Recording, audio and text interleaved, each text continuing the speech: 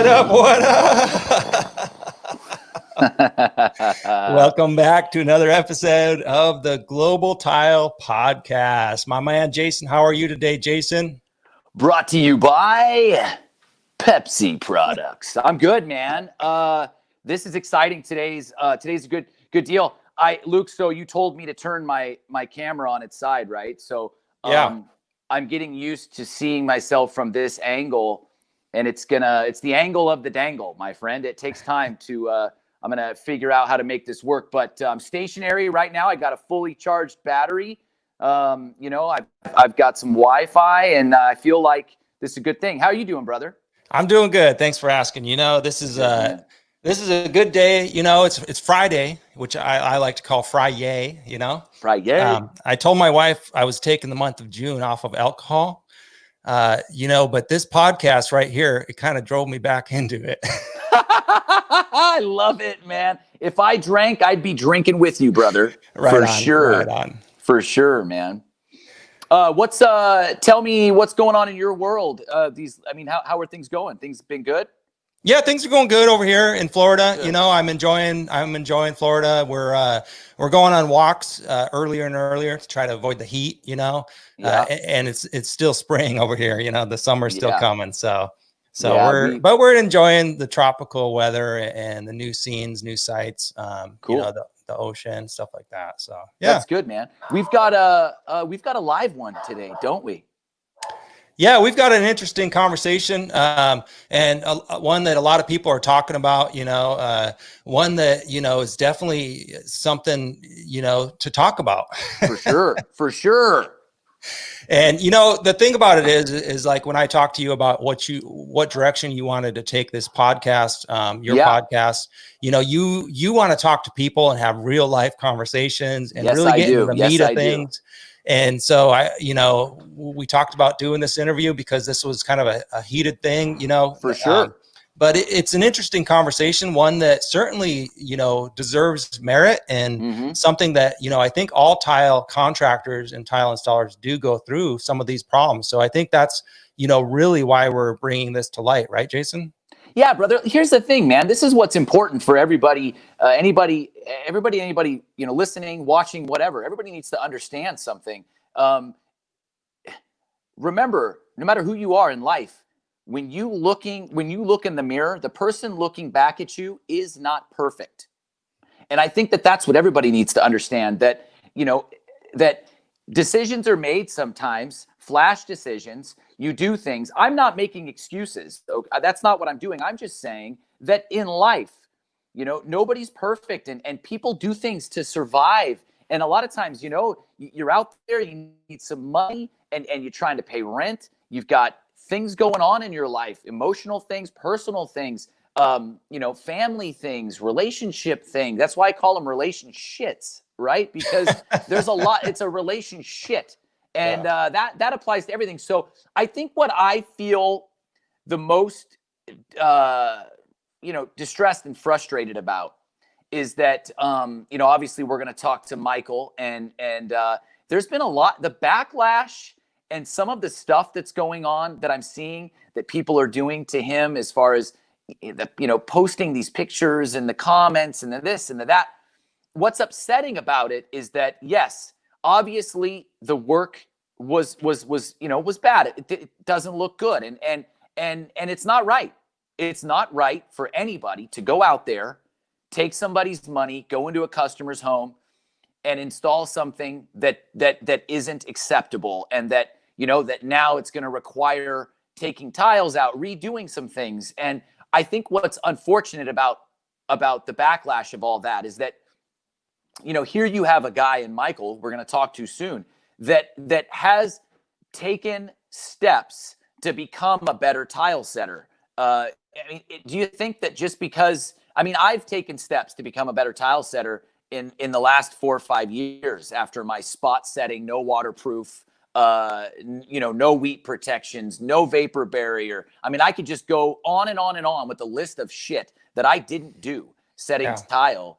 What if 4 years ago, William White came to my job, saw that I wasn't doing things correctly, saw that my prep didn't look good, that it wasn't right. What if he saw that and he said to me, you know what? You suck, and you shouldn't be in this customer's house. I don't want to go to lunch with you. And, you know, you don't, the work that you're doing is horrible. And you know, you know what? Screw you. I'm out. If William would have done that to me, then you and I wouldn't be having this conversation right now. If William would have just said, you know what? This guy sucks. His prep looks like shit. He didn't do a good job at all. I'm going to give up on him. See, that's the thing that I think is so unfortunate about this situation. And I know I'm going on about this because I feel it in my soul, in my heart, that everybody does. I mean, you know, Michael, not only does he deserve a chance to defend himself, he also deserves an opportunity to learn from this and get better. And publicly bashing him and showing him in this light it's not going to get him there. And, you know, these groups are supposed to be about building and boosting and growing. And I think that, you know, again, quickly, I've used the example of my experience in a different group where a young kid came in. He posted some pictures of a backsplash and it said grouting out. And he was really excited about this backsplash. And the backsplash didn't look good. It was horrible.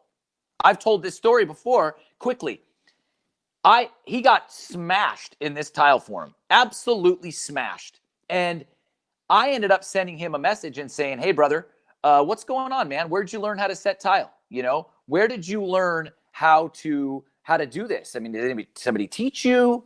What's your plan going forward? And he said, man, I'm a forklift driver at a warehouse tile at a flooring company. And my dream is to become a tile setter. And so I ended up talking to him once a week for a few weeks. And, you know, he got a job with a reputable tile contractor in the area.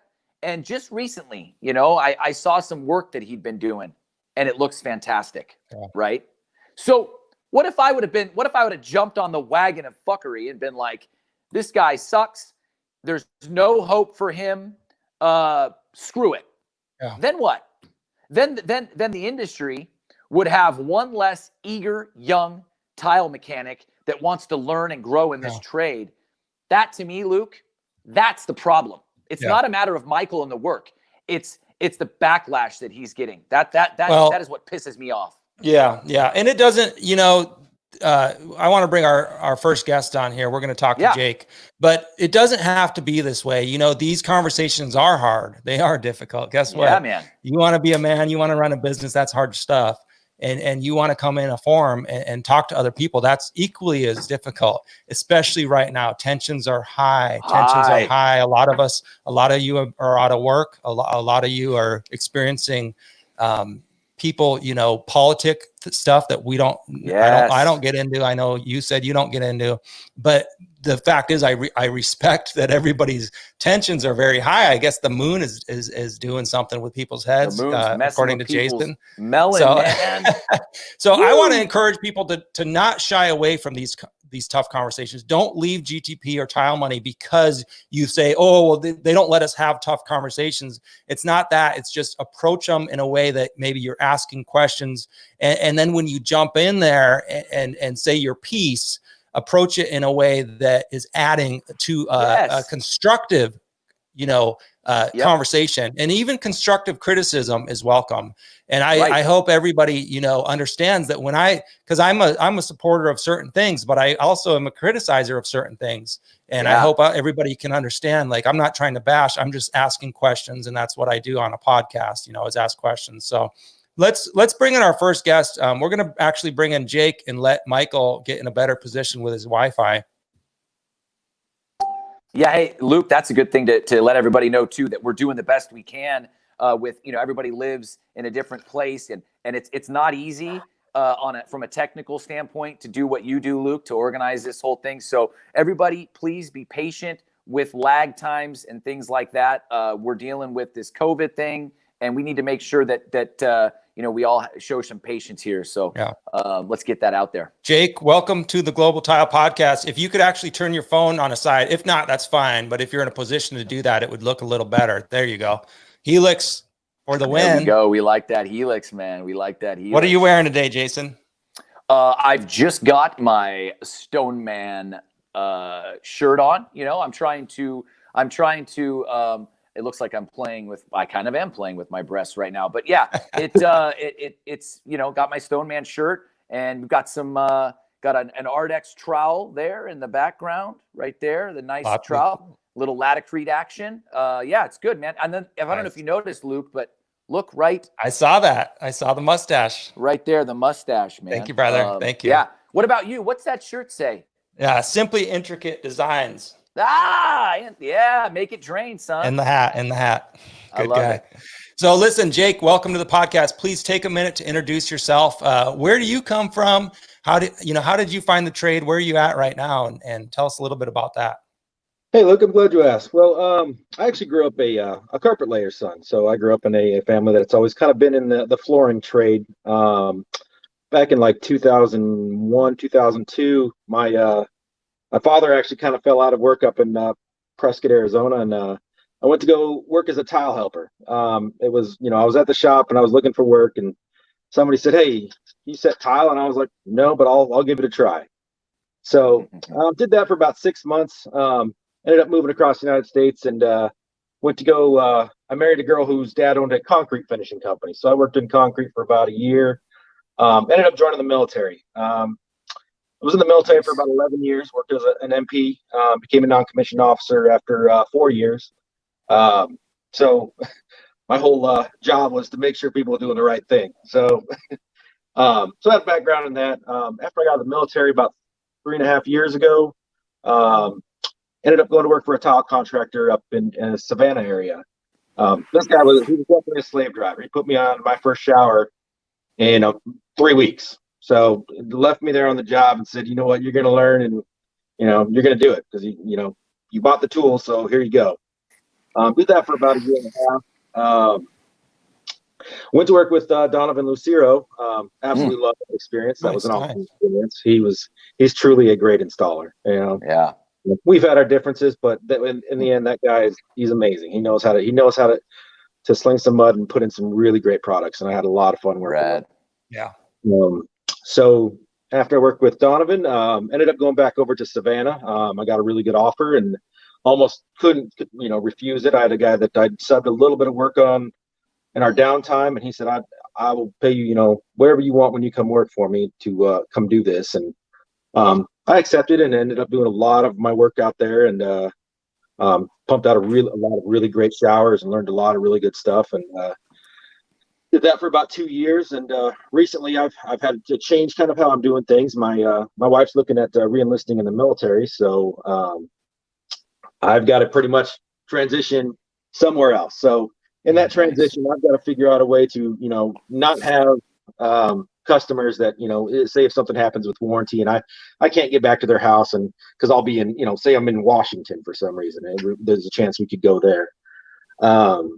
So I decided, I was like, okay, well, I got an offer from a friend of mine. He said, "Hey man, I need some help. I need a supervisor, somebody to help me run these sites and find some potential employees and some people that you really think can do some good work and that would really benefit us." So that's kind of where I'm at now, kind of my backstory. But all around, I've had a really good experience with tile. Last year we went to what was it? I don't even know if it was last year. I think it was the year before that. We went to the Cape Cod Schluter.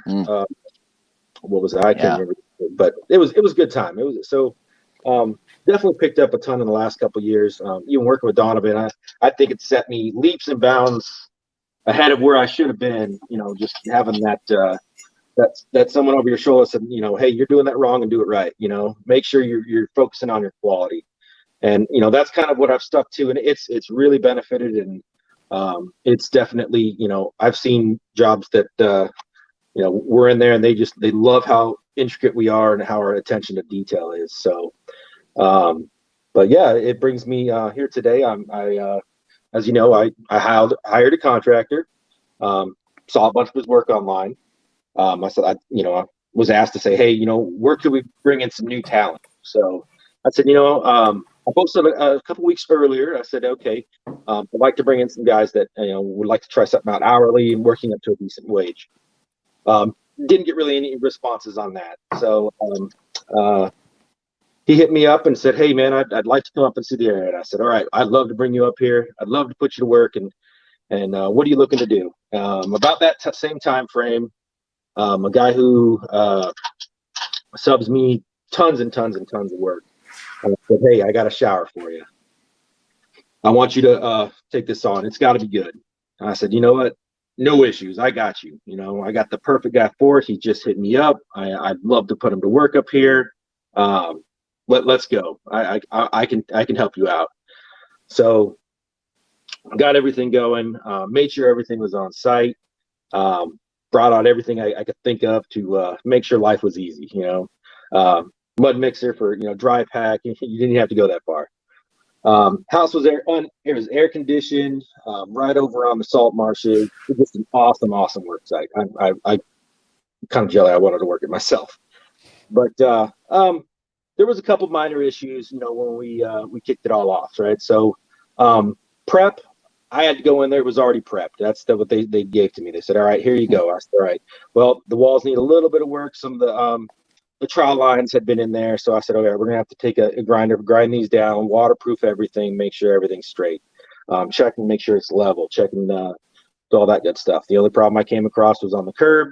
You addressed it, and I said, hey, we're gonna have to make a little change on the outside of this. So you're gonna have to install some trim because you put the curb too close to the exterior for us to trim it in. Everything worked out pretty good. He came down. We got a hotel. Communication was great. I talked to him and got him down here. He had some problems with his vehicle, which happen a lot. That vehicle problems and issues, they happen. So first couple days, I showed up on site, got all the materials there. Everything went really good.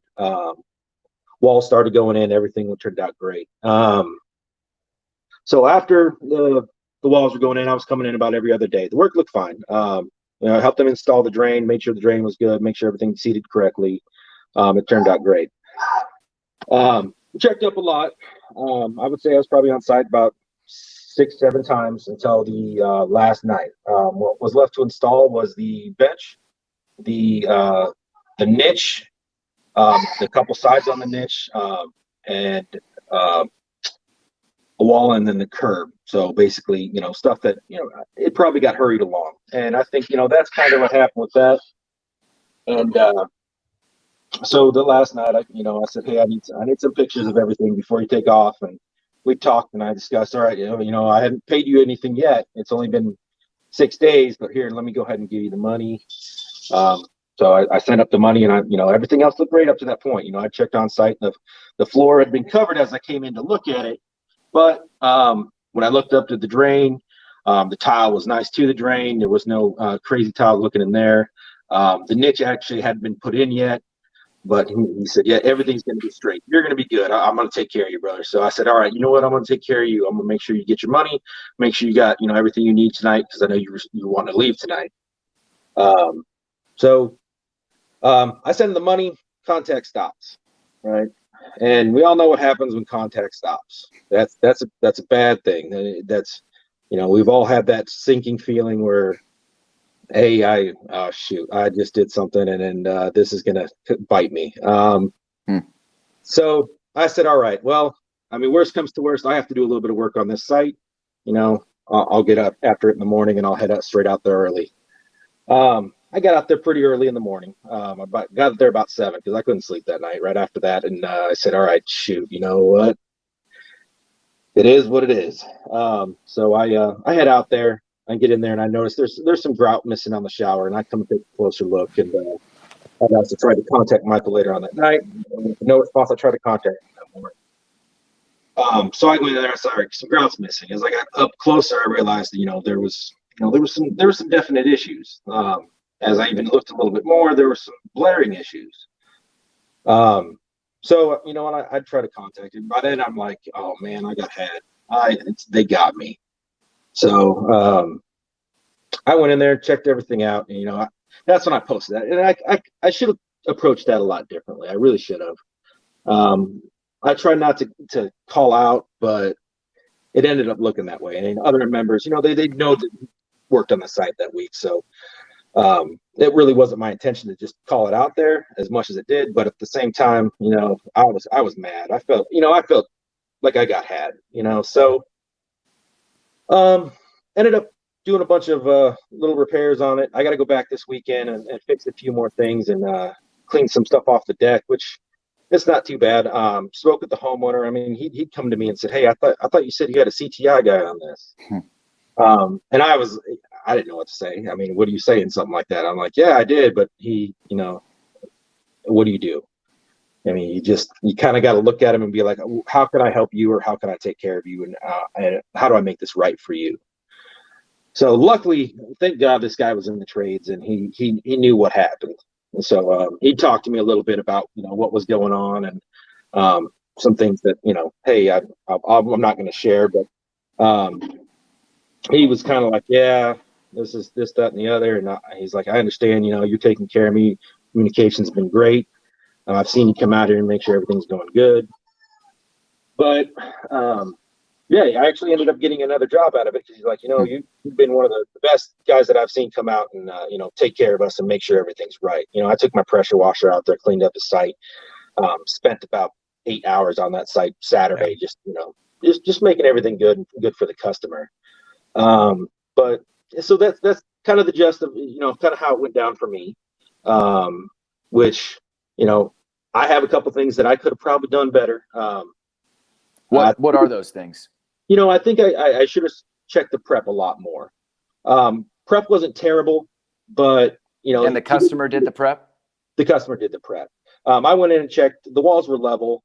He did get a little bit happy on the thin set, or we didn't have the right consistency, and we had to do a little bit of work. But all in all, seams were taped. Everything was mudded correctly. It was acceptable. What was the prep on that? Like, I'm curious. Hey, it's good to meet you, by the way. So tell me from the ground up, what was that? What was the system in there? They basically had hardy board everywhere. Just hardy board on the walls, and then they had Durock on the floors, and then they then setted everything down, and then pretty much we left it at that. And I went with a bonding flange system on the floors. So it was a single stage dry pack to a bonding flange with some sort of topical and maybe sheet membrane over the top. Correct. So I mean, cool. It turned out the pan turned out great. Now, don't get me wrong. There was no issues on the pan. It really looked. I mean, the slope was correct. Everything else was just it was good on that. So and the customer did the dry pack and everything. No, we did the dry pack and everything. So that was cool. That was Michael that did that. So he did a good job on that. Did a great job on the field tile. Honestly, I feel like he kind of got rushed those last couple days. And if he would have taken that extra time, I could have got that product that I could have picked up that check on Saturday and been like, all right, he did a great job. But I feel like everything got really rushed. Yeah. Was there a timeline? Like from the jump, did you have a timeline in place? Did you say, Michael, you've got from Saturday to Saturday to have this thing set, silicone grouted, done? Absolutely not. And I actually offered him, I said, if you need any more time at all, you just let me know. I'll get you a room, anything you need. If you need, you need us to get you some food, anything you want. And he said, no, I'm getting that. I got to get out of here. And, I'm looking at leaving tonight. So timelines were not an issue. The house was empty. It was air conditioned. It was honestly, it was a perfect place to install, overlook on the bay. It was awesome. So, did any, so was hardy backer on the walls? I mean, was there any, it was mesh tape. Did the customer did anybody waterproof it at any? I'm just trying to get I'm trying to figure out. So I explained to Michael, I was like, so here's the stage we're at. So I need you to go ahead and take on the waterproofing with the membrane, do the shower pan, and then run the rest of the field tile. Was it Aqua Defense, Mapei Aqua Defense that went up there? Yes, sir, it was. Cool. So, I mean, it honestly, everything went great. Everything was good up until about day 5. Day 5 is what stage was he at day 5? Like, where was he at in the install? Field tile was all installed. What was left was all your complex cuts. So installing the metal, installing the wrapping wall that went around back out towards the door, the curb, the bench, the niche. So that's where it was at day 5. So You know, it kind of feels like everything was really rushed, and it was, you know, I got to get out of here, and you know, this is taking too long. It took longer than I wanted, and now I need to leave. That's kind of what I felt from it, you know. Yeah. How, and Luke, I see the question there. Is that something, Luke, that you want to ask, or what do you? Yeah, well, someone, I don't know. You know, I don't think, you know, I think we've heard, you know, I don't want to keep digging into this too much. I'd rather talk about the mindset, you know, stuff I'm with that you goes into on this. what you're saying. The other thing, Luke, that we need to say real quick is that, listen, when it comes to how much money was involved, let me just say something really quick. This is how this went down. Jacob offered an amount of money. Michael accepted it. That's the end of it. Yeah. It doesn't matter. It doesn't matter how much he was paid, because as soon as Michael accepted the what he was offered, that's it. It does. I mean, if I was going to go do an install and somebody said, "Hey, I'll give you $2 to install that shower," and I accept that for $2, it's my responsibility to make it perfect. I'm the one that accepted it for $2. So the thing about money, in my opinion, isn't in play here. I mean, I think personally, if you go into the install and like items are added that wasn't in the scope from the beginning, you should be paid for those items. If, you know, depending on what it is, if I go into an install and there's no, like, if it's a niche and somebody says, "Hey, we want a niche," then you should get paid extra to do the niche. Or if, you know, you go in and you think it's straight stacked or 50% offset and somebody says, "Hey, we want a herringbone on the walls," I think you should get paid extra to do something like that. So other than those things, the money, in my opinion, isn't an issue. But I think, Luke, what we want to talk about too is the first of all, the CTI is a big thing here. So Jacob, I'm not familiar. Are you a CTI? No, I'm not. Okay, you're not. Now that was part of the hiring process on this. Yeah. And when it came down to the deciding factors of, do I look for somebody on Indeed, or do I? Oh, let me let this little dog out. Do I try and find a good hire, or do I try and go with something like that? Well, when the opportunity presented itself, and he said, "Hey, I'd like to see what it's like to work up in the area and check out the area," I was like, "I got a CTI guy here. He wants to do a shower. It's going to get done right. It's going to get done quickly. He's going to make some money. I'm going to make some money. Everybody's going to be happy." That was the mindset on that. I'd seen some of his work. You know, I noticed he'd been doing some showers down in Florida. 12 by 24s on the wall. I provided the leveling system, thin set, everything. I was like, this should be a knockout of the ballpark. Yeah. Most of my setters could have probably done this shower in probably 2.5, 3 days, maybe 3 days. And you know, we're in, we're out, everything looks great. But you know, I don't know where it went wrong. Was there any hiccups along the way? Did anything happen that would have caused any problems from an installer standpoint? We did have 2 hiccups. So there was 2 hiccups. The homeowner had added a niche, which I had told Michael. I said, you know, I'll pay you to install this niche. It needs to be installed after the fact, but we need to install it. So I compensated him for pay on that. We agreed on that. With the first cut we put into there, we hit a water line. So I was like, well, that figures. I mean, I didn't install the prep, and sometimes things like that happen. So that was fixed the very next morning. Shouldn't have affected anything we were doing for tile. We could have just kept rolling around and continued on. But that was fixed fairly quickly. There was a hiccup on the floor with the hardy backer on the floor. There was a high spot, so we had to address that a little bit. Not a big issue. He took care of that pretty quick. The floor looked fine. It was good. He did a good job on that. The walls look good. He did a great job on that. So when it came down to it, the work that was bad was rushed. It was rushed. Got to the end of it, started thinking about needing to get something done and pushed it. So Luke, what was I know you have some questions about you know, mindset. What's your thought here? Well, I mean, first of all, you know, Jake, thanks for, you know, telling us where you went wrong, your side of the story, and kind of telling us maybe lessons you learned. I've been watching you. You've been asking a lot of questions lately. I know you're in a high pressure situation. I don't envy, you know, being like a foreman type position. for a company who I don't control how they bid their jobs and stuff like that. And so I do want to mention, like, somebody, you know, we were talking about the money thing, and I know I don't want to get into that here. I agree. If you make a handshake agreement with a man, or a contract, preferably, that's a done deal. Like, I agree with that. But I will say this, like, the money does have a lot to do with this, because, you know, and Jake, you're not really in control at this stage because you're a foreman for a company. So like, but I just want to get that mindset out there. Like, you bid a job that, you know, you're going to sub, you know, you have to bid that job at a much higher rate, because not only are you making profit, the sub, you want to attract a quality sub, you know, for that. So the money does come into play, you know, not that we need to get into specifics, but, you know, I guess the mindset thing that I wanted to cover was just how I like that Jake and Michael both are sticking around and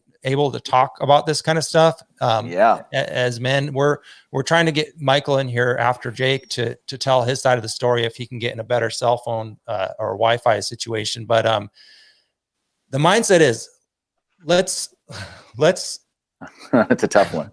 Let's talk about it, you know, and learn from, maybe I've said stupid stuff on Facebook. I mean, Facebook is a tricky, slippery, like, I hate it. Like, and that's how you know, that's my business. You know, I'm on Facebook for work and talking to Tylers every day for work.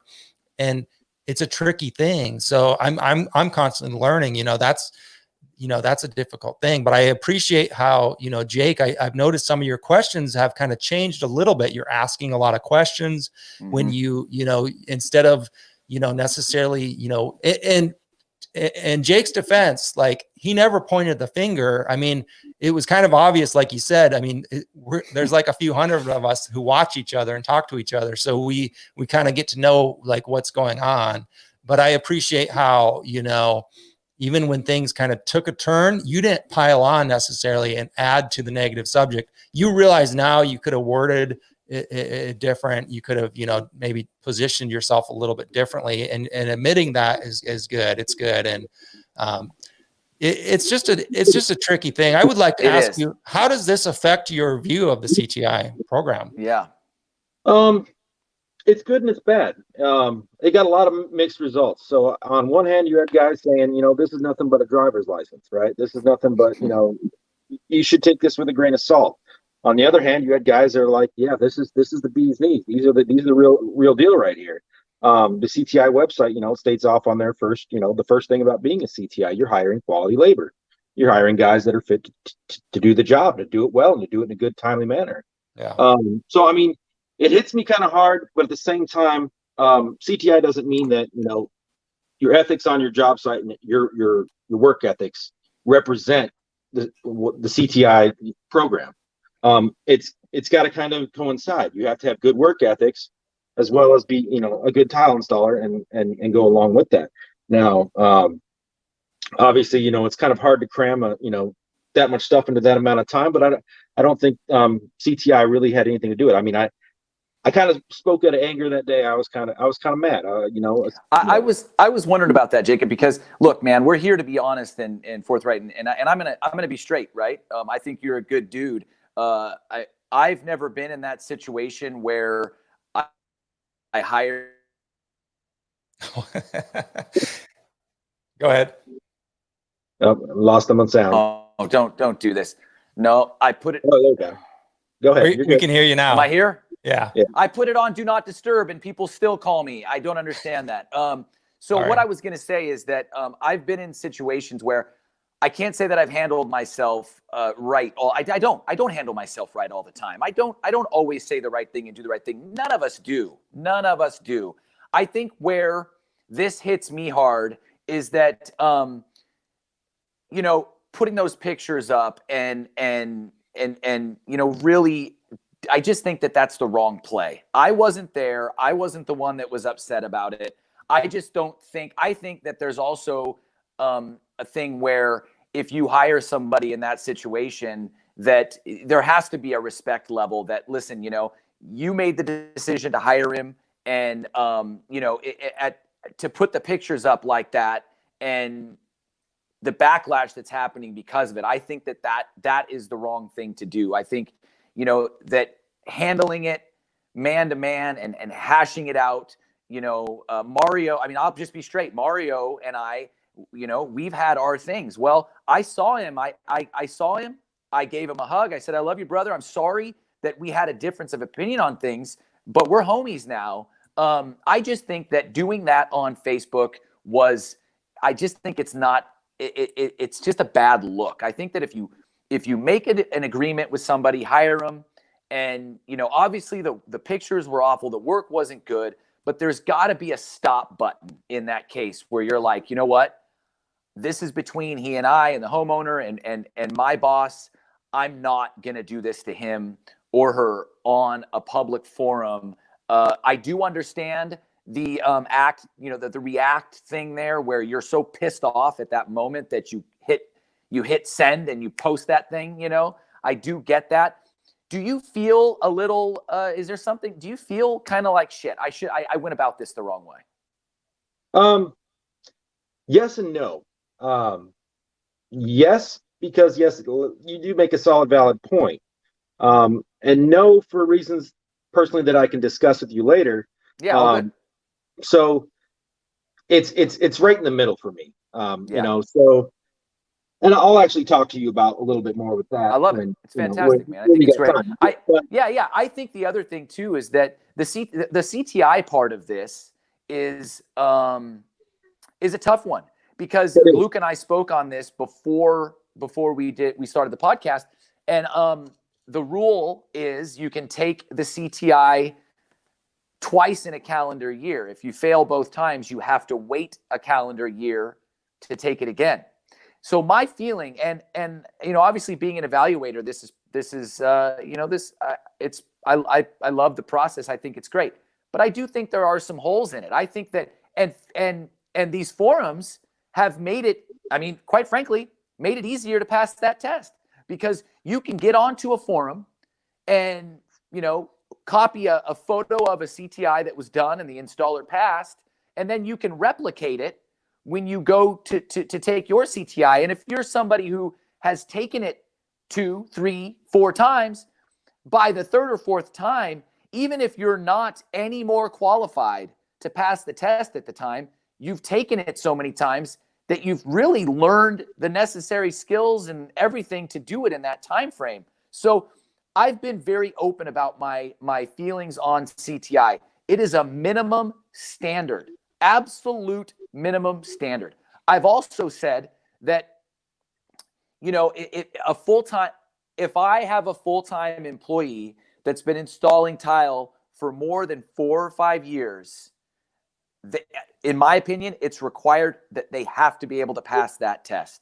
And that, to me, I know the test. I've taken the test. Obviously, I know what it takes to pass it. And when I say it's a minimum standard, it is absolutely a minimum standard. Passing that test does not make you an elite installer in any way, shape, or form. It does not. Because that test is not going to get you. It's not, I mean, it'll change your mindset, but there has to be something in all of us that says that when Michael's installing that, and I'm anxious to dive into this, right? When he's in there, he's mixing his mud and he's putting that damn tile on the wall. When it doesn't look good, when you stand back and look at it, you have to be of the mind to say, you know what? I don't accept this for myself personally.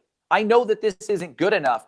And you have to take the tile off the wall and redo it. Like that is something that has to be in the individual that's doing the work. And so I think that the timeline, saying that it got rushed, totally true. That I've been in that situation too, and I'm sure Luke and Jacob, we can all speak on this, that sometimes you've been in a room and you just feel like the walls are caving in on you and your mind is just like, I need to get this done like right now, and I sense that is what happened. Obviously, the chaos of the water line and things like that happening can throw anybody for a loop in that situation. So I totally get that. But speaking on CTI terms, I'm going to be really honest right now and say this. Based on what I've seen of Michael in the, since I've seen him on the forums personally, this is because we're here to be really honest. I think Michael, I think he wants to learn. He wants to be better. I personally wouldn't hire him to set a shower and walk out of the room.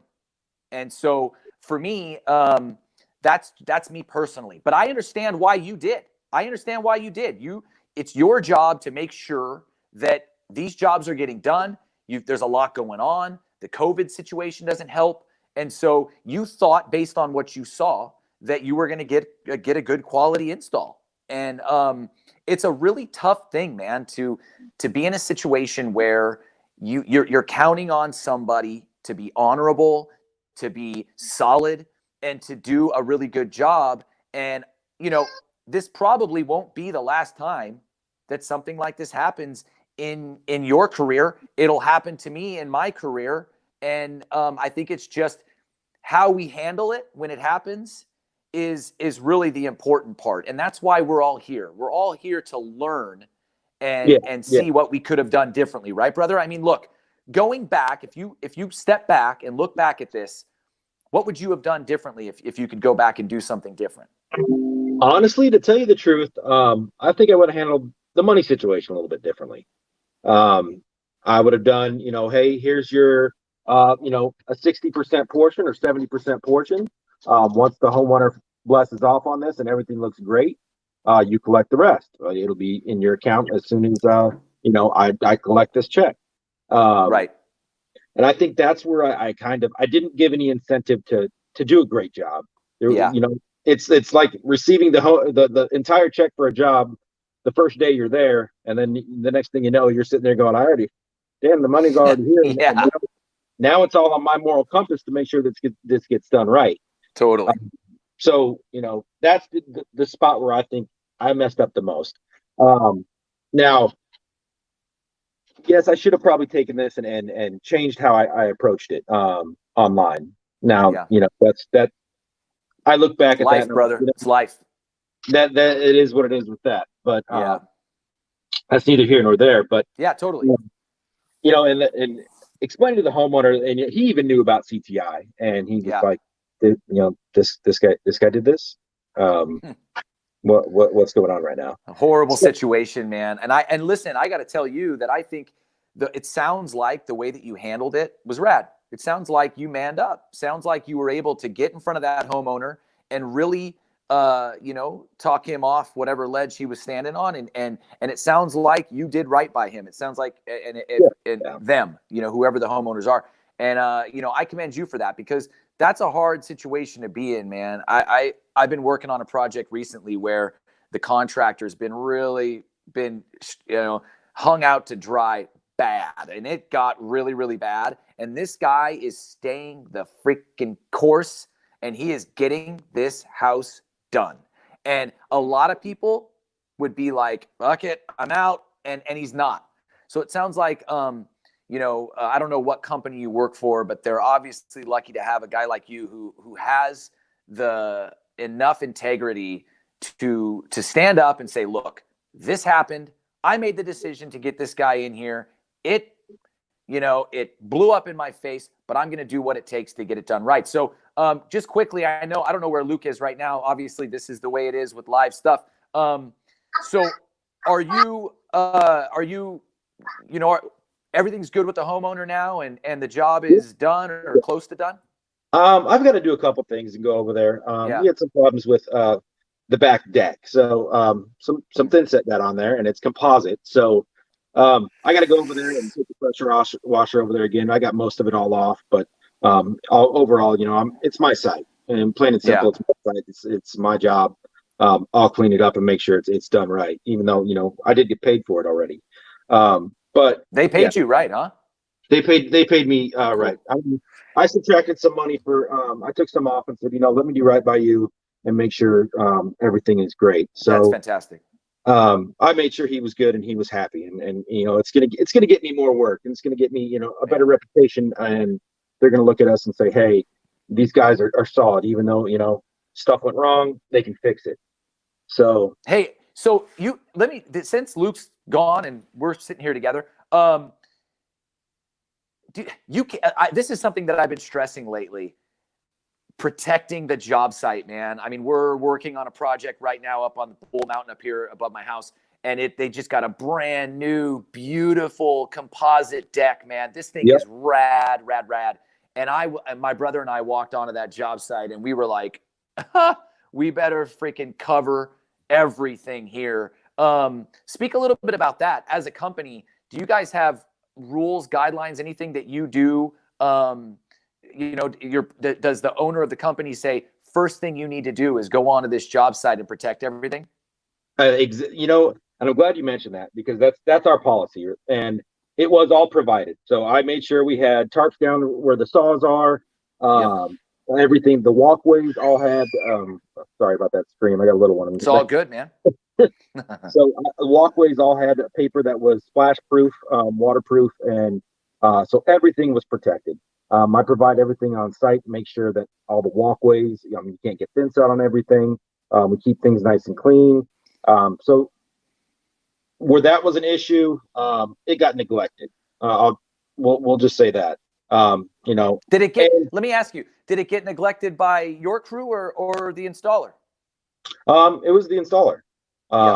So my crew, it consisted of just me being out there, and I'd go out there, check on everything. So I would go in there, and it stayed pretty good the whole job. Now there was some things that were weather related outside, obviously.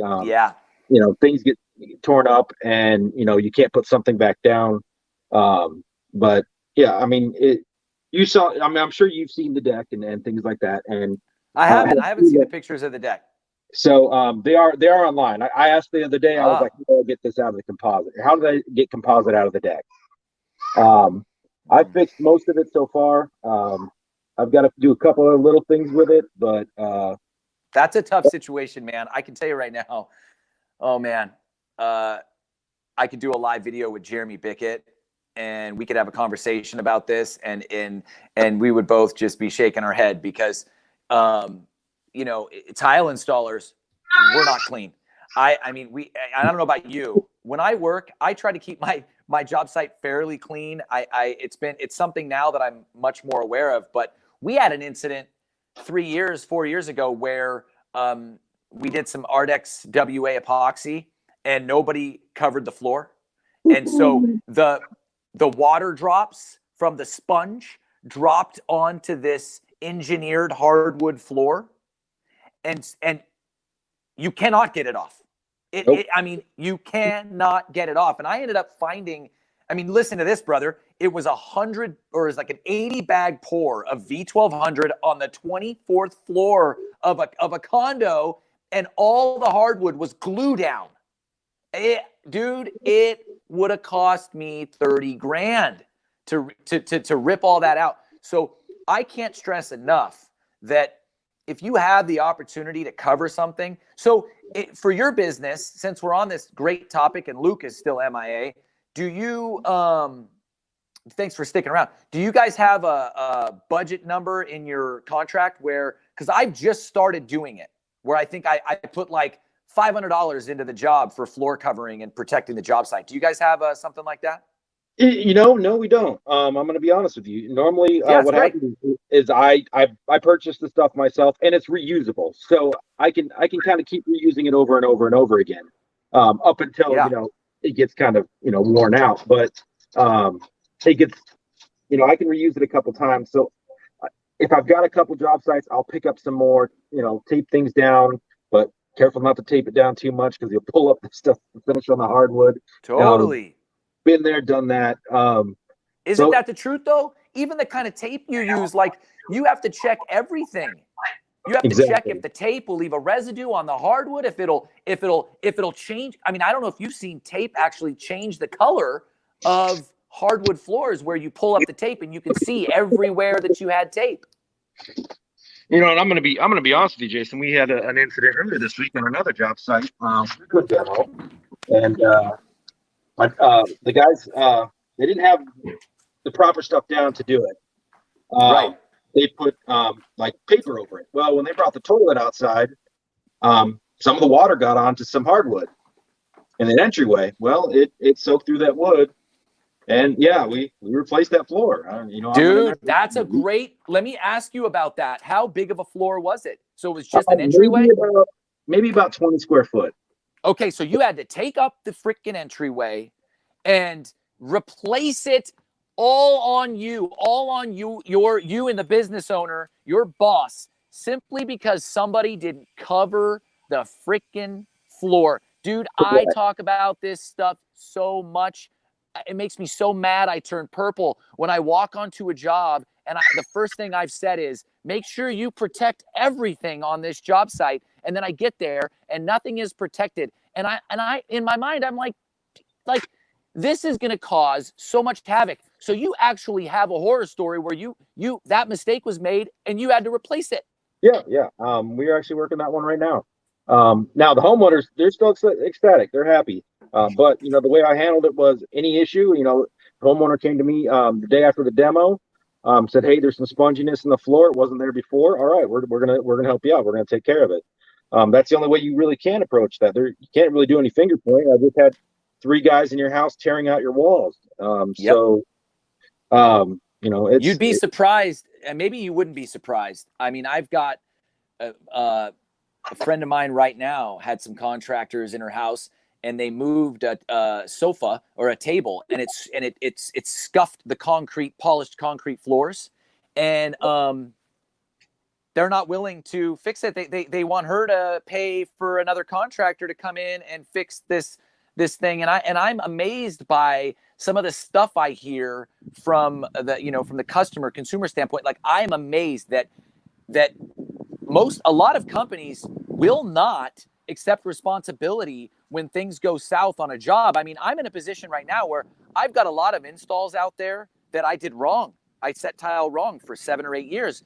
And if I get a phone call from a job I did 10 years ago that I spot bonded and didn't waterproof and did all wrong, I will fix it. I'll fix it today at my cost, simply because I want to back up myself in the work that I'm doing. And to me, that's part of the responsibility that you take on as a business owner. As soon as I touch that house, the work I'm doing, it's my responsibility, and it's my responsibility to protect the house. So good on you for standing up and fixing that situation, because that can be a really volatile deal. I mean, you're trying to show good face to the customer, and things can go south in a hurry, as you know, when you're in somebody's space. Oh, yeah. If you rub somebody the wrong way, a customer, that's something that it won't wear off. Back. Absolutely. 100%, man. They'll pick apart that whole entire job. You got to,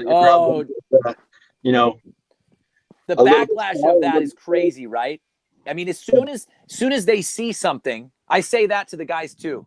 You have to understand, the second something comes up that's a nag to them, they're going to start picking everything apart. And the next time a little drop of thin set hits the floor, they're going to be in there being like, listen, we've talked about this. This is, this can't. So I think it's great that you are talking about this, because this is part of our job it's not about going in there and setting the tile. It's about going in there as a company and showing your best, putting your best foot forward and making sure that you protect your job site and you do the things you need to do to get the job done and get it done right. So kudos to you for being willing to admit it, man, because that's not the easiest thing to do. Yeah, and especially, like I said, we're dealing with trying to get some experienced installers in. Yeah, I'm having a problem getting them. I really It's am. hard, brother. It's hard. And I've had one guy walk off a site this week after he saw the help that I gave him. Wait. So tell me about that. What do you mean he saw the help and he walked off? So we had a guy, he'd installed for the company for probably a year. He was kind of shady, would leave job sites a lot, but the company, that was the only decent installer that the company had. So they kind of had to put up with it. So he came onto a job, didn't have enough money, and something came onto the job the other day. I tried to explain, hey, this is the systems we're going towards. He already had the ego mentality. Hey, this young guy ain't coming in here and telling me how to do anything. So I talked to him a little bit. He kind of an odd guy, but I told him, I said, I'm going to get you some really good help. This really good help is also one of the guys that I had worked with for about 3 years. He's installing now. Works great with anybody. He had a real past. He did. But he's probably one of the hardest working people I know. This guy can get in there. He can sling some mud. He can set some tile, and he can do it quickly, efficiently, and really, just he's a workhorse. That guy, he's awesome. Well, Cool. he's had some dental damage. He's had some dental work that doesn't work. We lost him. Oh, But we got Luke back. that's crazy. Keep going with your story, man. Keep going. So the installer came in. He just kind of, I was talking to him. Hey, we're looking at using Schluter. I'm using Schluter pans or Schluter products, and he was kind of like, "Who got you under Schluter?" And I was like, "It's a system that I've used and a system that I like and appreciate and stand behind." Kind of kept talking. He just loaded up his truck, got in the truck, and left, and didn't say a word. Just left.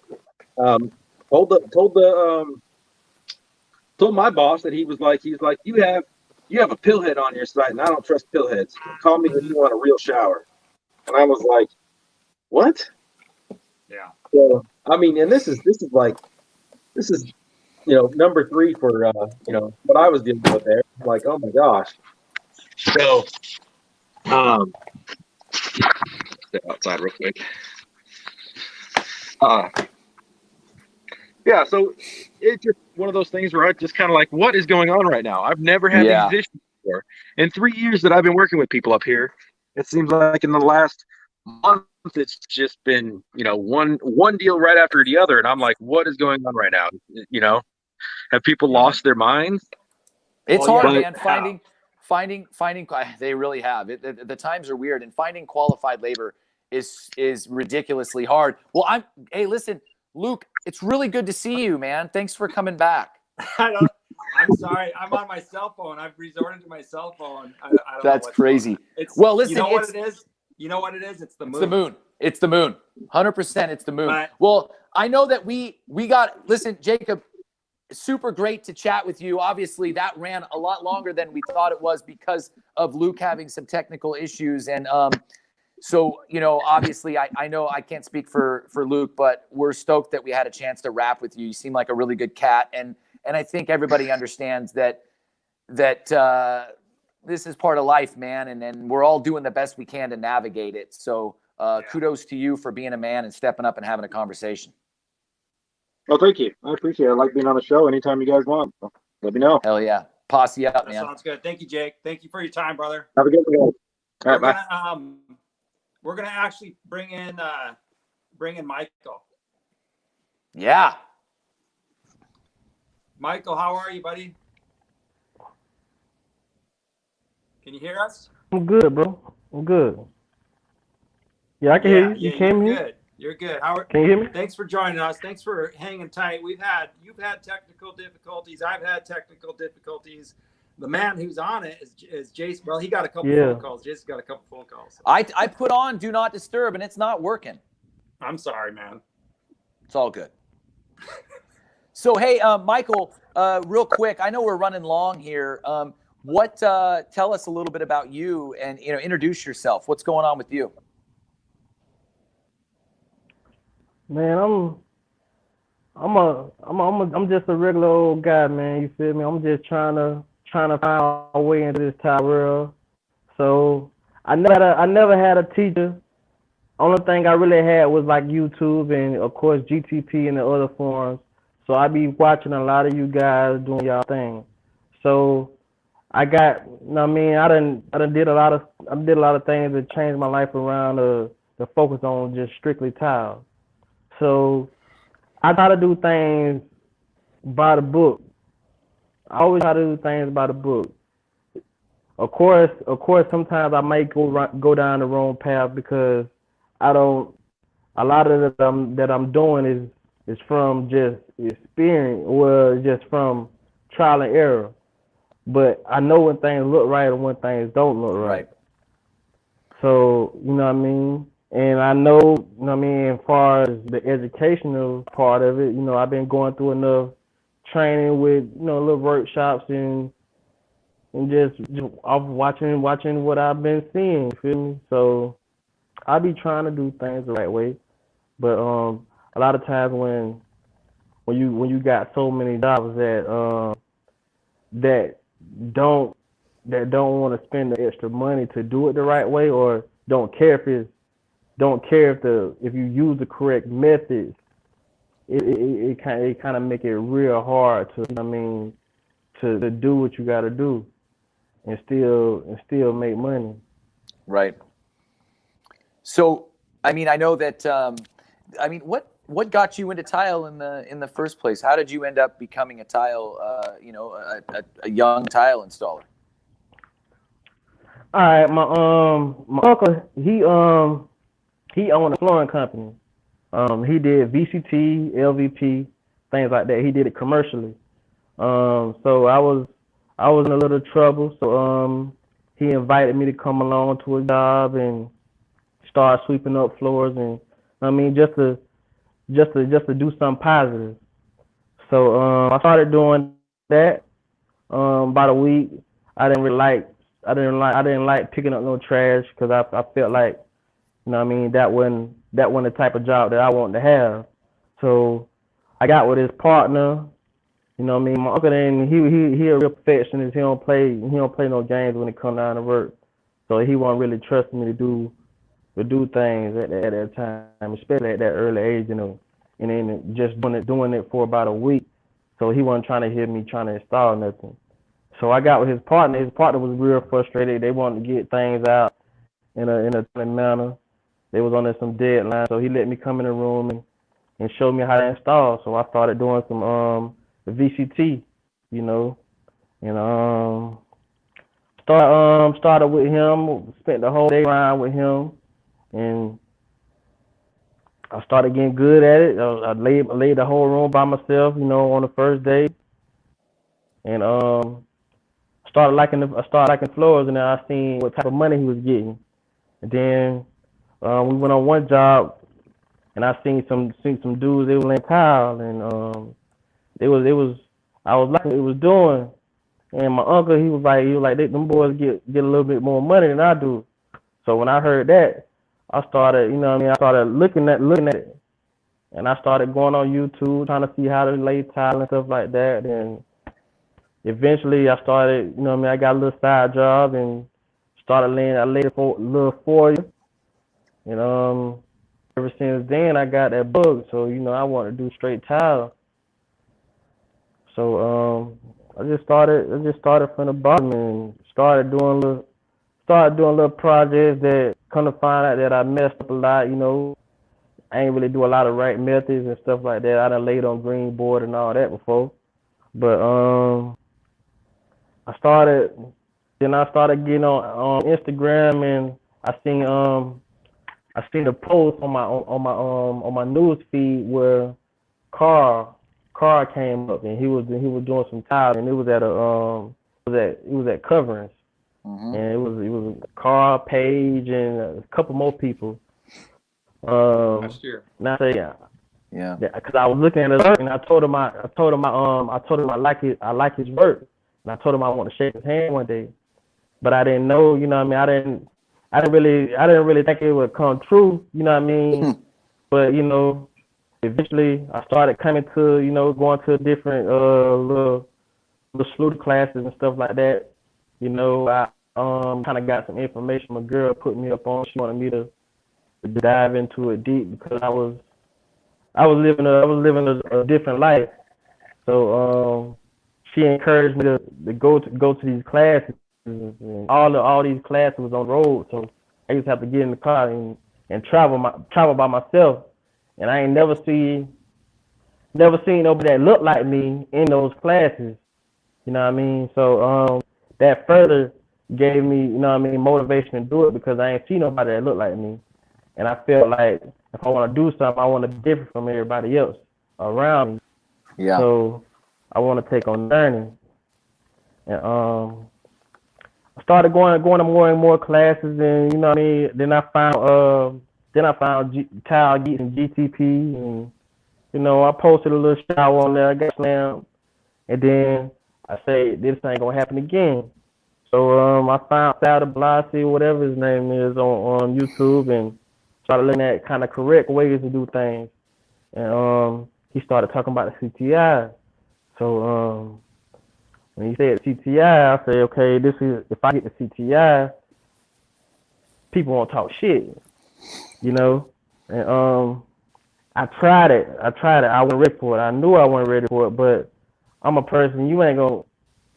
Ain't nothing gonna defeat me. I don't care what it is. Ain't nothing gonna defeat me. I've been through a lot of stuff. So this cyberbullying and all that, I done dealt with real bullies. So I know I got real tough skin. So like that. All I'm thinking about is trying to get to a different level. So I want to get to a different level, and I know what type of work ethic I got. I just don't have the experience as other people. Yeah. Now, with me, you know what I mean, some people look at the CTI as, you know what I mean, it ain't that good. Some people take it as a joke. But I take it as a different step, because a lot of people, because you told how I feel, a lot of people who don't got it, they're scared to get, or that's just how I feel. Some people who talk junk about it are low key scared to get it. Yeah. Because it is a hard test. A lot of people have failed. Yeah. Yeah. Panther, I like what you said about, and I will give you credit. I've never seen you get into some pissing match because some people talk crap about your work. I've seen you on all these pages, and I got to give you mad props, man, because when people talk smack about you or your work or the way you present yourself, you just let it slide off your back, man. Totally. That's a good quality. Good for you. And I like how you said, I've dealt with real bullies. Yeah, this cyberbullying and nothing. I've dealt with real bullies. Oh yeah. But tell us about what the CTI means to you, and tell us about your experience on taking that. I mean, the CTI was a humbling experience though, because I really did think, part of that in the back of my mind, like before the tell, like, man, it's 25 square feet. I'm gonna kill it. You know what I mean? It's little tile. You know what I mean? It's some basic tile. I can kill it. I can do that. But then when I got there and I started seeing people that I seen on the forum, you know what I mean? It's kind of like, oh shit, I really gotta do this now. You know what I mean? And then the night before, you know what I mean? It's just nerve wracking, trying to, you know, be nervous. And I get there, I freeze up, you know what I mean? But you know what I mean, it wasn't just to freeze up, I wasn't ready. You know what I mean? I know I wasn't ready.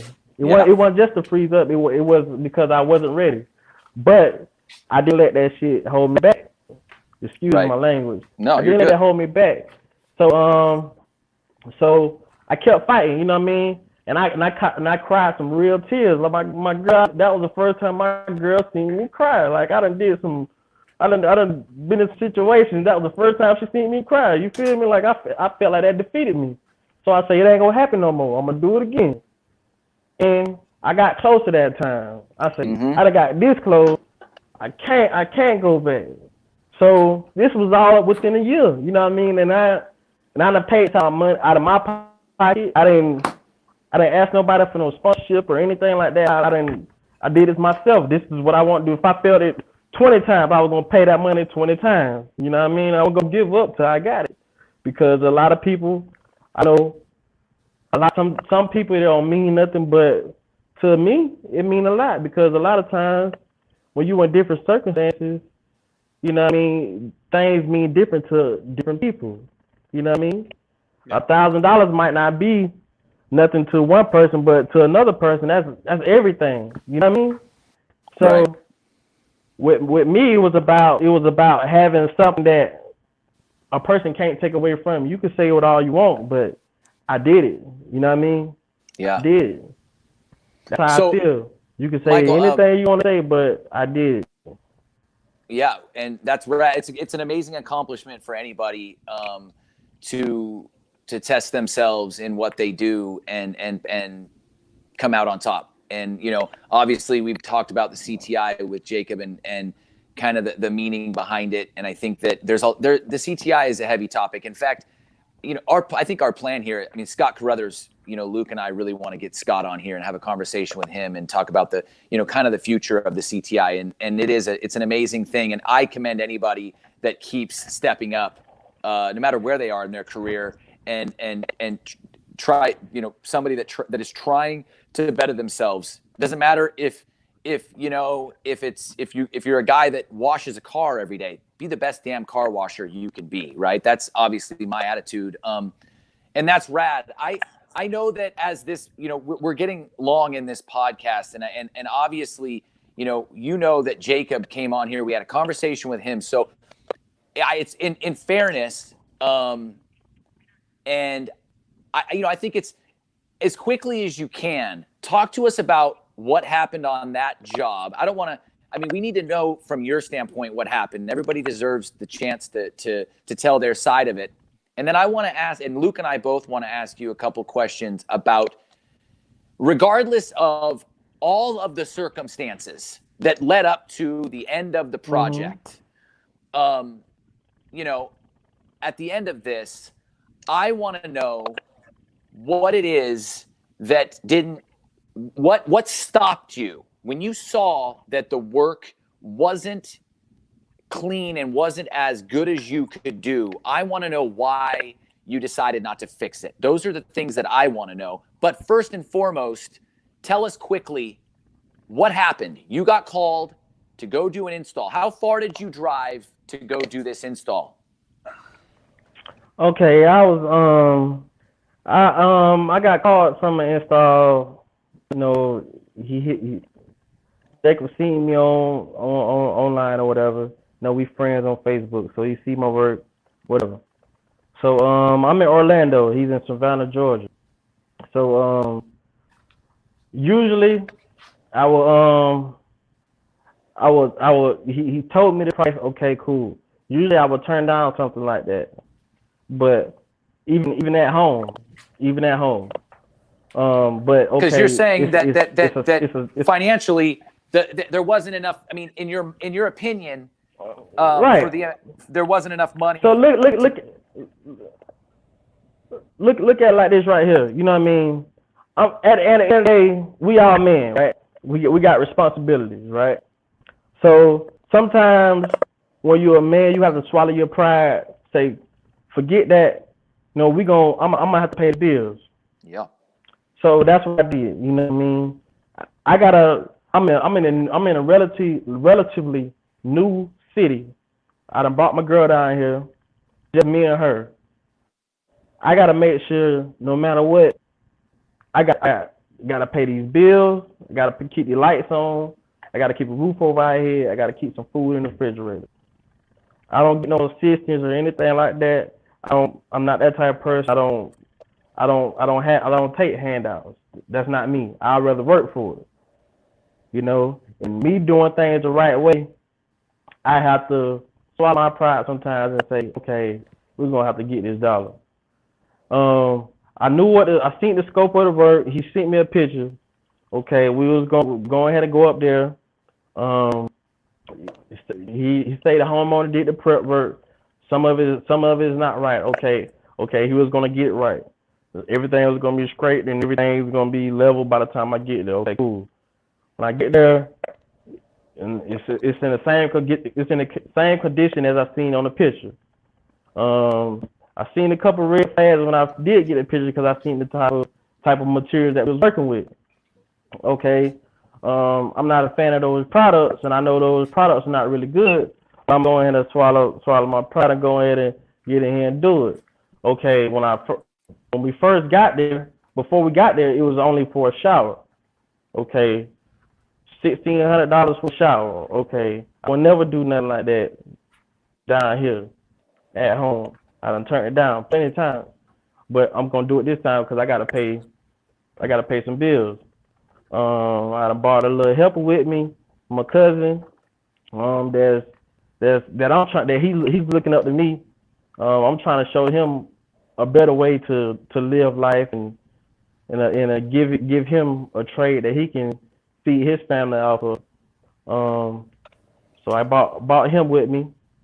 Now when I get there, he's saying it's not only the shower, but we're gonna add the floor in, and we're gonna add the niche in, and I'll just throw you $300. I'm like, $300? You know what I mean? I'm like, that's crazy, bro. But I'm in too deep because I already had problems out of trying to get there, and had to get my uncle's van, and it was messing up. So I done spent everything to get here, so I can't turn around without nothing. I done drove all these hundreds of miles. I can't just turn around and say, okay, nah, this don't look right. I gotta go back to Florida. No, I gotta go in there, stand hard in the pain, and go ahead and do what I gotta do. I done swallowed that already. So we get there. I start doing the walls and everything. Everything is, I'm trying the best I could to make sure everything perfect. I'm making sure I have expansion joints and everything like that. 116 expansion joints in each change of plane. I'm doing that type of work. Making sure everything is flat. I'm doing that. Making sure I'm using leveling clips on the floor. I had to take up some Durarock on the floor because it was big humps in the subfloor. Had to take up that. Had to fix that. Okay, I eat that price just to go ahead and get it done. I get to the shower. Okay. Now they got the niche planned out. Okay, I cut in the wall. Now I cut into a big water line. Cut the hot water and the cold water line. And now that kind of disappoint me. You know what I mean? You got a game plan for the day. I'm already trying to plan for the day. So I done cut into a wall. Now I can't really do what I want to do that day. I gotta call him, and I'm feeling bad because okay, I done cut into this water line. You know what I mean? Michael, if anything, I should have been special. Did you locate the niche, or did somebody else do that for you? Somebody else did that for me. So well, No, they had a drone on the wall. Yes, sir. Okay. Yeah, they had a drone on the wall, so I cut into the water line. I cut in right into the water line.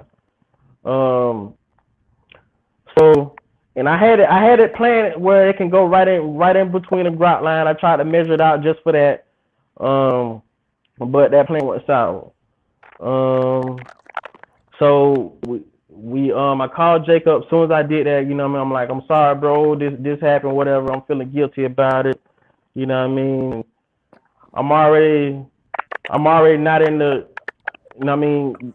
I'm not in the spirit because things are not right as far as just the whole situation. One really right when I got there, but I tried to make the best of it because you know what I mean? I'm not gonna complain about it. But was it like I said, was it not right because Michael? Was it not right because you had an expectation going in? He said, you know, that the contractor said, hey, we're gonna make sure that when you get here, these walls are fixed and that it's ready for you. And when you got there, no changes had been made. That's part of the reason too. But before, like when I got it, even when I got there, bro, like you know what I mean. When you invite somebody to a city, you expect, you know what I mean. Like I say, I don't want handouts, but at the same time, when I get to somebody's city, I expect to get treated a certain way. You know what I mean. Granted, he did pay for a hotel, but you know what I mean. When it's certain things that you shouldn't allow people to stay in. You know what I mean. I'm not from this place. So if you know, if you know this is like a little boogie down hotel, horror hotel, you know what I mean, something that, you know what I mean, the fly by nights come by and stay at, you know what I mean, bed bugs type deal, you know what I mean, you know you shouldn't put people in that type of situation. You know what I mean, when you in the city, you know what type of living situations are acceptable and what is not. You know what I mean? So I'm already uncomfortable. You feel me? And just being in a certain area that you can tell is I mean, we in a time now that temperatures are high, and we in Georgia. If anybody know about Georgia, Georgia is the South. You know what I mean? So when you got a person that look like me is in the South in certain areas, it's not that cool. You know what I'm saying? Everybody in the towel world, we kind of cool. You know what I mean? We can talk to each other, but everybody don't have that type of point of view. You know what I mean? Granted, Jacob might be cool. Okay, he might be cool. We have conversation, but I'm not around him 24/7 or in that vicinity of that hotel. You know what I mean? Or, you know what I mean? People get treated different ways. You know what I mean? If you catch my drift. Yeah. So I'm in a bad. I'm kind of in a bad situation, but I'm not going to complain about it because that I try to steer clear of that topic because that's a touchy topic for both parties. You know what I mean? So I'm strictly when I'm in the tower, I'm in the tower. I don't see none of that other stuff. I don't want to hear about it. I want to just focus on straight tower. You my tower brother, you my tower sister. That's how I view it. So Michael, when you stand back and you look at a finished project, a finished job, something that you personally did, and you obviously knew that the quality of the work in the area shown with some of the stuff on the shower floor, and the niche and the cuts and the lippage and stuff, that's not the work that you want to be known for, right? I mean, you're a young guy, right? And you're trying to learn this trade. Obviously, you haven't been trained. You haven't had the opportunity to really work with a lot of guys that are or girls that are solid in this craft to teach you certain things. When you stand back and you saw the work that you had done, was there anything in you that thought, man, this isn't good. I don't accept this. What can I do to fix it? I mean, did you have a moment where you were like, shit, like I'm in a really bad situation, but this is not acceptable and I don't want to be known for this kind of work? Did you have that kind of moment? Hell yeah. But you know what though? It was like I say, all the little things that was leading up to that, but it was like the final straw. Like, you know what I mean? It was a couple issues where I didn't have everything, all the items that I was supposed to have. And yeah, and did you tell me you didn't have enough material, enough Schluter, and enough tile, and you had to, right. So trying to make things work out. So early on we knew that both parties knew that okay, it's not enough Schluter. We gotta we wrapping the top tile with Schluter. We doing every exposed edge with Schluter. Every corner with Schluter. But then you want me to we doing the bench with Schluter, but then you want me to, when it comes to certain areas, you want me to miter this, Schluter this, and miter that, so we can do this. But in the job, you was like, it's all gonna be profile, Schluter profile. Now when you get here, of course, you know, when you're mitering out something, you got a wall that's coming out a whole inch from starting out from the bottom to the top. It comes out a whole inch. That's a little difficult to do. When the wall is out of square. Yeah, when the wall is not right. So you want me to do all that. And I mean, price is not gonna. I mean, you want me to just roll with it? Price is not gonna change. No, I want to do the Schluter, like we talked about. So now we ran out of thin set. Ran out of Schluter. I mean, called him, say he was gonna bring some Schluter. When they get there, he want to talk about everything in the book, show tools. But I want to work. You talking about he come with a sob story? Oh, my helper took the Schluter off the truck. When it was taking the drywall stuff off. But when you get my job, you got a truck full of drywall and no Schluter. So something ain't adding up. I'm pissed. Like, you're not respecting my time. You know what I mean? When I got there, it was, it could be a 3-day job. It could be, you know what I mean? You could be in and out, ain't no niche or nothing, no floor, nothing like that. Just doing a straight shower to adding on all this other stuff, wanting me to do all this other stuff that's not right. And when I asked him, even early on, when I asked him about the silicone, oh, we're not doing silicone. We're not worrying about that shit. We're just gonna grout it. First of all, I know that a lot of people, when you're grouting anything, when you're grouting any change of plane, it's not right. So now you kill my spirits on that type of quality. So when I'm in here, and then when I'm in here taking my time, saying, you know what I mean, I want to, you know what I mean, if it's not right, I'm going to put it out, you know what I mean, oh, don't worry about that, you know what I mean, I'm telling me, I'm trying to be like, you know what I mean, some of the badass like Donovan and all this right here, and, you know what I mean, on GTP and all, he's like, man, I had to work with him, and trust me, it's not all this crap up to be, and, you know what I mean, sometimes you just got to go ahead and put that shit in there, because you'll waste too much time, and all this. So so now I'm like, he's not caring about the quality. I'm coming up here to full quality work. You know what I mean? We in the page, so I know we're gonna post it. And when I see you posting things, everything is, you know what I mean, it appears to be right. So I'm coming up here on the strength of, I'm coming up here with somebody that's gonna teach me something, and that's gonna come in here and shoot some love, and you know what I mean, that's gonna put me up on game. Well, look, when I get there, here's the thing. You know what I mean? Here's the thing. I think that, you know, what you and I have talked about, Luke and I have talked about, we've all talked about these things on the groups, right? And here's the deal. Clearly, you know, that things unraveled on that project. And I think that what we can all learn from this going forward is this. There needs to be a moment of pause, okay? There needs to be a moment on a job like that where somebody says, stop. Let's go outside where the customers can't hear us, sit in a car. Let's talk about what's going on here. What's happening? Things are starting to unravel a little bit. There's some tension on this job. The workflow and the work quality is dropping. Things aren't going good. We need to figure this out. And I've done it where I will say, look, that's it. We're stopping right now. We're going to hash this shit out. We're going to figure out why things are going south. And we're going to make sure, because at the end of the day, Michael, this isn't about money.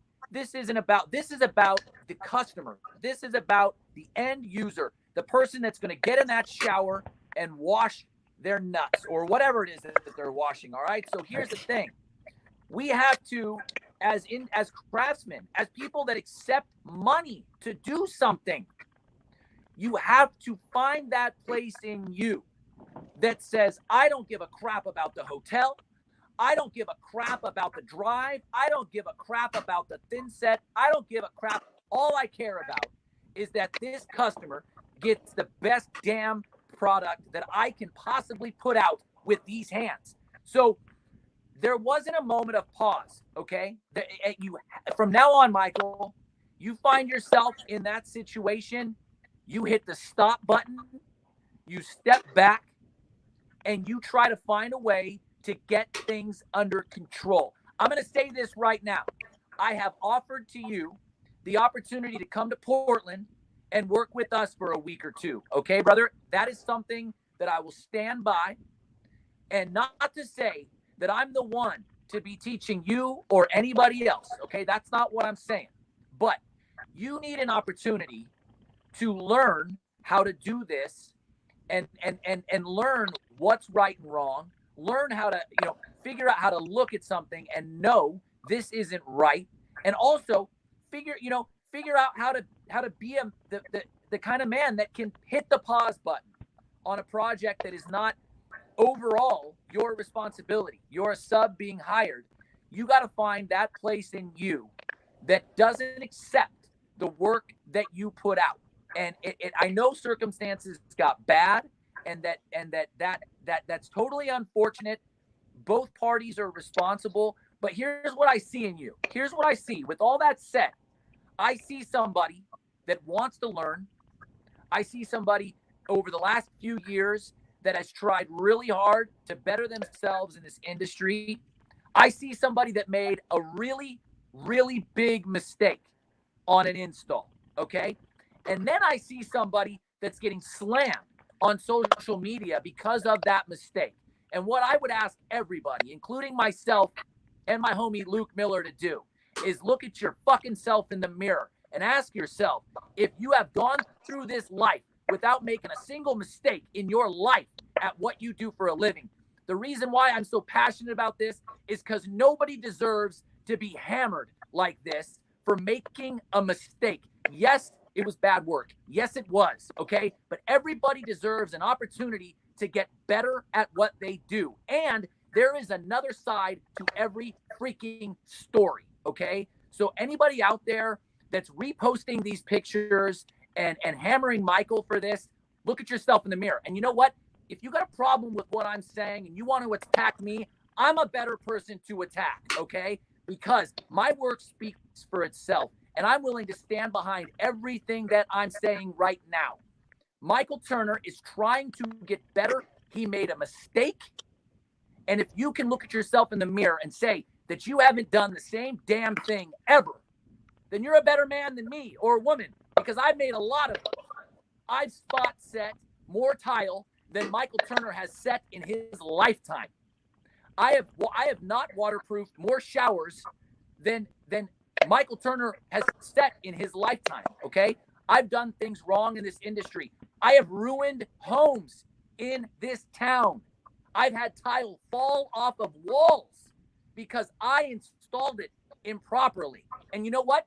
I installed it under much better circumstances than Michael Turner had to install that tile. I installed it on nice job sites with nice places to cut my tile. I had enough product.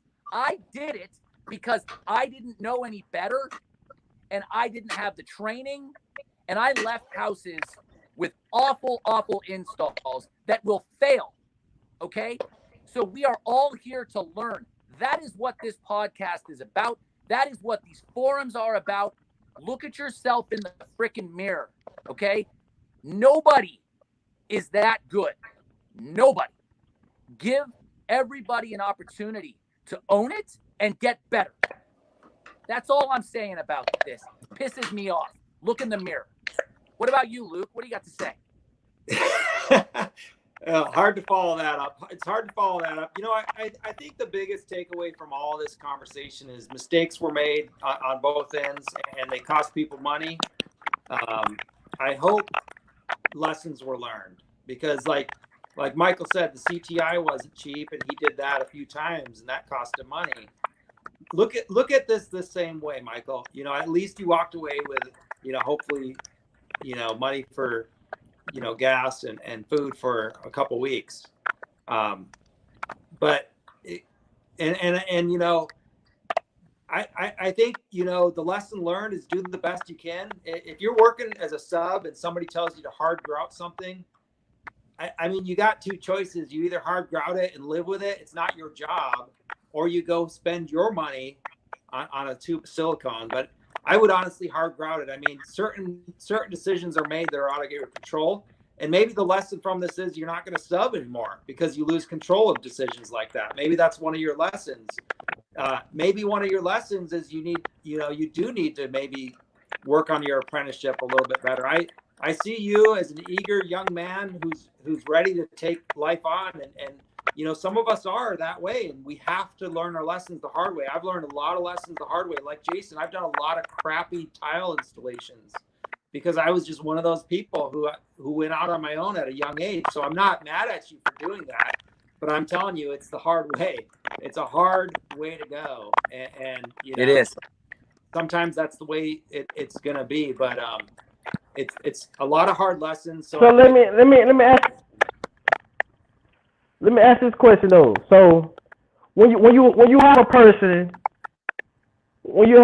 that sees you and knows you, that knows, well, they don't even have to know, but if you telling them a certain way that you want, a certain quality that you want to uphold, and you letting them know that you want to do things the right way, but they insisting on you doing things that you know is the wrong way, but you're not in the position of power to dispute that. You didn't just put yourself in my shoes. I wasn't in a position to, because I'm looking at it like, if I don't do what this person, if I don't really do the things that this person telling me to do, she can tell me to get the hell off his job site, and I got a choice, and I ain't got no choice but to leave with nothing, right? But I gotta do things that I know the wrong way to even get a little check. Yeah.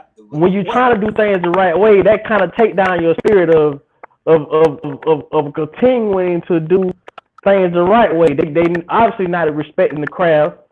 You know what I mean? When you they I mean, look, like they display one thing. At the end of the day, this is one of those situations that got out of hand, and there's no real. I mean, at this point, yeah. I mean, what you're saying is legitimate. That's why it's so important to stop and really have a conversation when things get out of hand. I mean, look, we've all been in relationships, right? And in a relationship, when things start to boil over, if you don't have, and I'm a stubborn guy. I mean, I will not talk about it. I'll be like, I'm going to hunker down and I'm going to bear down and be the badass here, right? I'm not giving in. I'm going to rubber band until the damn thing extends and snaps and it blows back and everything explodes.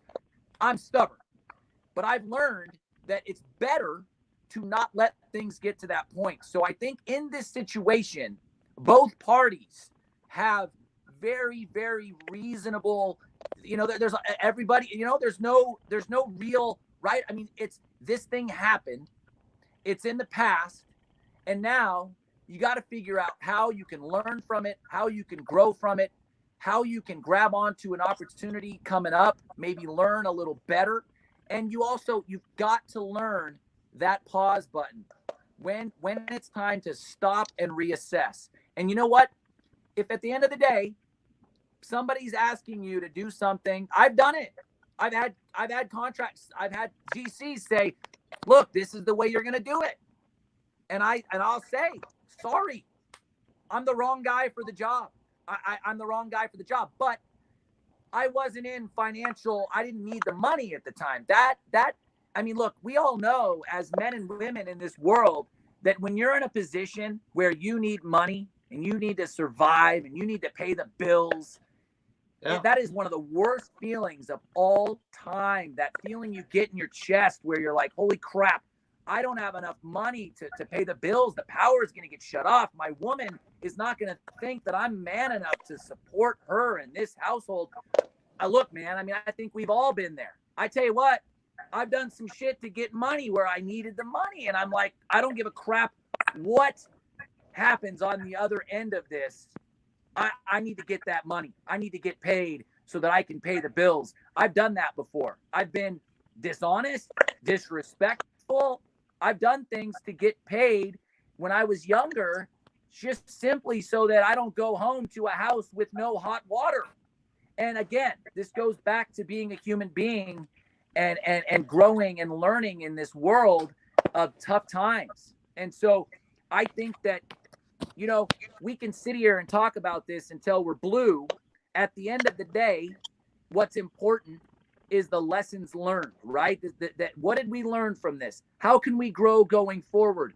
I can guarantee you right now, you find yourself in this situation again, you're going to do better work or you're just going to walk off the job. One of the two, right? And maybe you'll find a medium ground. Maybe you'll have the sense of mind to hit that pause button, take the guy outside and say, look, let's be men. Let's have a conversation about this. Let's figure out where things went wrong and, see if we can't remedy this together as a team and give that customer what they deserve, which is a beautiful shower. So I really think that that's the lesson learned here. And again, I'm extending an opportunity for you to come to Portland. And if you think that, that you can learn something from Jeremy and Brandon and my brother and myself, we'll give you that opportunity, because I like your attitude. I like that you're not backing down from this. I like that you're man enough to not get into verbal battles with people for posting your pictures and trying to slander you. I think that that's a man's game. And I'll tell you right now, I would hire you I would offer you to come to Portland and work with our crew before I offered somebody that's reposting those damn pictures. Because that's when you're. Hey, tell you what, Jason. That's what we got to do. Tell you what, Jason. So I think, Luke. Hey, Jason. Tell you what. A year from now. Do you have anything else you want to add to this? No, I'm good. Tell them. Go ahead, Panther. A year from now, they'll see where I'm gonna be at. You feel me? I'm still learning, but a year from now, watch and see. That's what I'm talking about. That's the attitude right there. That's what's gonna make you a badass in this industry. Don't stop that. You keep charging forward, brother. Don't let them get in your way. You know what I'm saying? Oh yeah. All right. Well, this has been a good conversation. I think the biggest takeaway here is, I honestly think the biggest takeaway is, listen, we all need to communicate, on a job. Michael, I don't think that, if somebody's asking you to hard grout something, I understand that kind of caused you to lose a little bit of, it discouraged you a little bit on the job, but that's not your, they were making that decision as a company, and maybe they hard grout everything and they deal with it on their own. And the industry standard suggestion is to silicone stuff, but you're going to learn that when you go to work for other people, they do things how they do things based on experience. And you're going to learn that as you gain experience, you're going to develop your own ways. Some of them are going to be exactly by the book, and some of them are going to be a little bit outside of the book, but they're based on your experience. So I think honestly, experience is big. I see you asking a lot of questions. You were asking about a pool the other day, and my advice was, hey, if you got a hot lead on a pool, sub it out and try to make $500 with the lead, because you're not ready. You're just not ready for some stuff. That's what I did. Honestly, and I'm telling you that with love. I'm telling you that with love. Honestly. And if you are going to go for it, be ready to go through hell and back, and there's nothing wrong with going to hell and back. Look, I've got scars all over my face because I've been through hell and back. Like I've gone to hell and back to get where I am, because I have to learn everything the hard way. And maybe you're the same way. So welcome to hell, bro. Oh yeah. Welcome to hell. Oh yeah. Yeah. Hey, I just want to say this too. Hey, I appreciate everything that y'all done said. I appreciate everything that I done seen. But I want to say this. That shower, it could have been a great shower.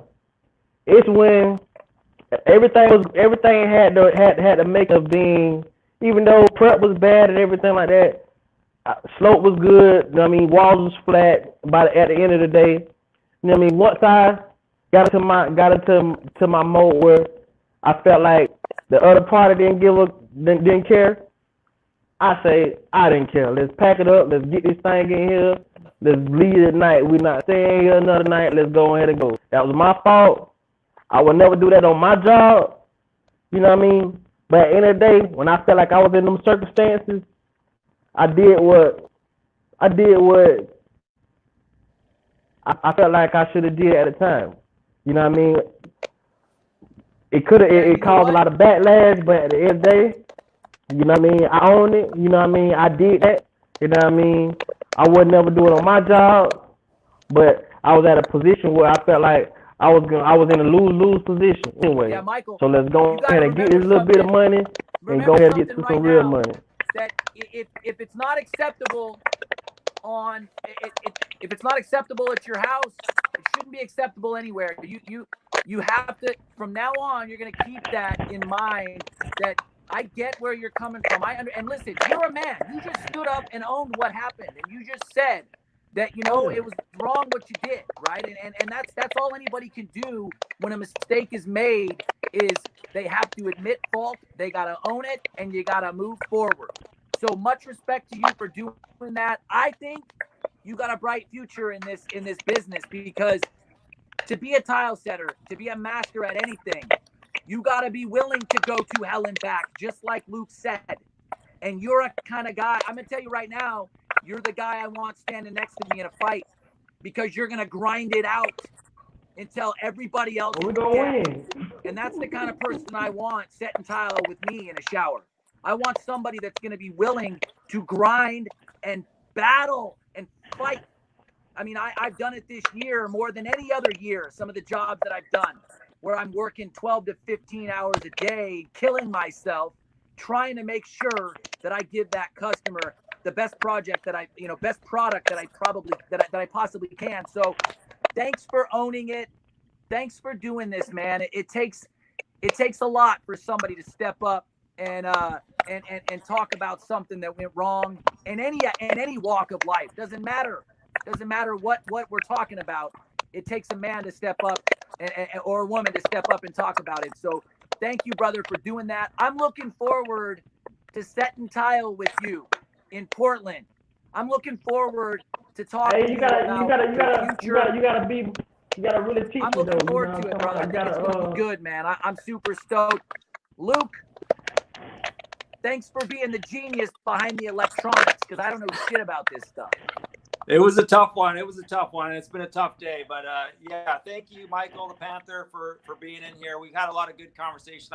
We've had a lot of comments in the Facebook group, and I think the next step here is to have another conversation, and just keep having conversations. And I know you and I are going to work on getting guests. We'd like to get Scott Carruthers in here, anybody who wants to represent the CTEF program, and kind of talk about some of these questions. We've had a barrage of questions on the CTI program, and I'm not trying to ignore them. I can, look, I'm on my cell phone right now. I don't know what's going on with my computer. I'm happy we're my still battery's dead. But I think it's time to say goodbye, and we'll pick this up on next week. I love you both. Have a good night, guys. Posse up. Posse up.